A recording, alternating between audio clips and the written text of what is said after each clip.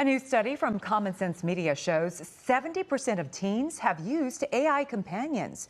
Many of them are turning to chatbots for personal advice, emotional support, and help with decision making. Now, this raises concerns about kids building friendships in these online platforms. Clayton Cranford is the founder of cybersafetycop.com. He's also a retired Orange County Sheriff's deputy and former school resource officer. So you should really know what you're talking about here when it comes to all this stuff. I have some experience with this, yes. Just a little bit. And Yeah. you've written a book, Parenting in the Digital World. Yeah. And it's complicated. It is complicated. Yeah, we have to look at this in a very different way because we didn't grow up with At this. all. Absolutely, as parents, right. we're the first generation of parents trying to figure this out. So the survey was actually very helpful because it tells parents today that you need to talk about this because the majority of teens have tried these apps where they're mimicking a relationship with them online, where they're chatting with these chatbots. And then the other thing in that study was that 52% said they use it regularly, and a third say they have important conversations. Well, and you know what concerns me about that is that when I have friends who their kids have tried it, they've watched it, and what they don't like about it is that the chatbot seems to really just enforce all these positive, wonderful things. It's almost like a little ego hit to the child, but that's not real life. No, that's not a real relationship. It's not, and that's the thing. I think there's some benefits where there could be an individual who's struggling with connecting with others, and so that might kind of fill that need. But the other problem is that as human beings, we need love and acceptance. That's right.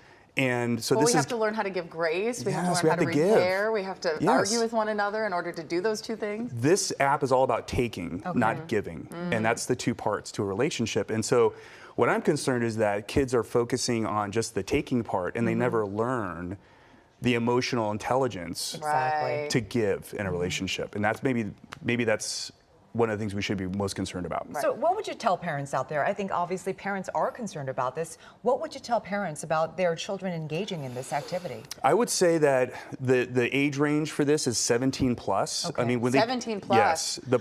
Well, that's a lot higher than a lot of the kids I know. Yeah. Well, yeah, I thought it was lower. When you get into these apps, people who've tested them, immediately that app becomes flirty and even takes it into like more of a kind of sexual place, more of a romantic situation, which is wildly inappropriate for younger teens.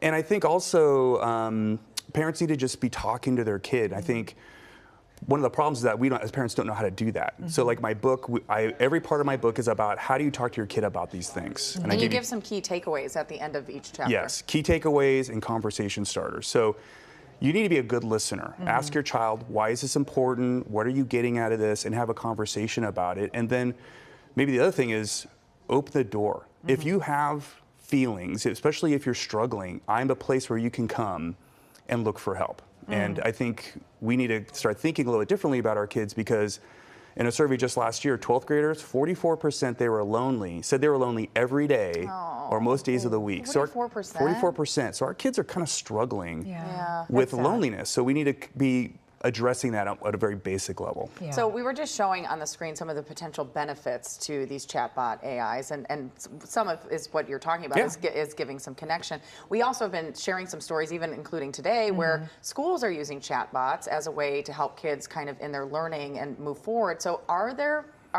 real benefits? Yeah, if we're talking about like a learning, like almost like a tutor kind of chatbot, I think that's a great use of this technology.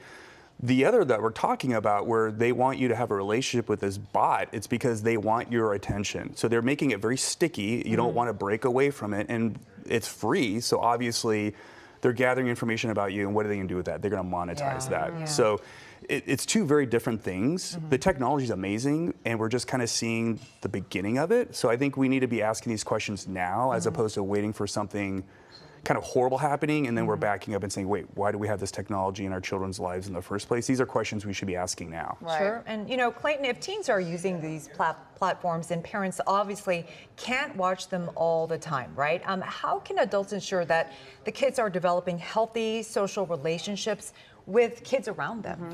Well, I think, again, checking in with your kid and just kind of asking how are things going, but also let's prioritize face-to-face relationships. Like, yeah, let's have some screen time. But let's also talk about like, hey, let's go outside and spend some time outside playing. Let's look for some other environments where like maybe it's like, clubs or drama or music or sports. There's other things that our children should be engaging in that make them a more well-rounded human being. So if we just think screens and we let screens do it for us, I think we're going to be, and we are, it's not going to turn out well. We really need to be looking at this differently. Well, I know a group even in Silicon Valley now dropping their kids off at a park to just let them play. So if the tech people are doing it for their kids to have face-to-face time, I think we should probably all learn from that too a little bit. So, for sure, yeah. So thank you so much for being with us. We really appreciate it. And thanks for bringing the book. I can't wait to get home and read it. It's going to be my new Bible, I think, at home.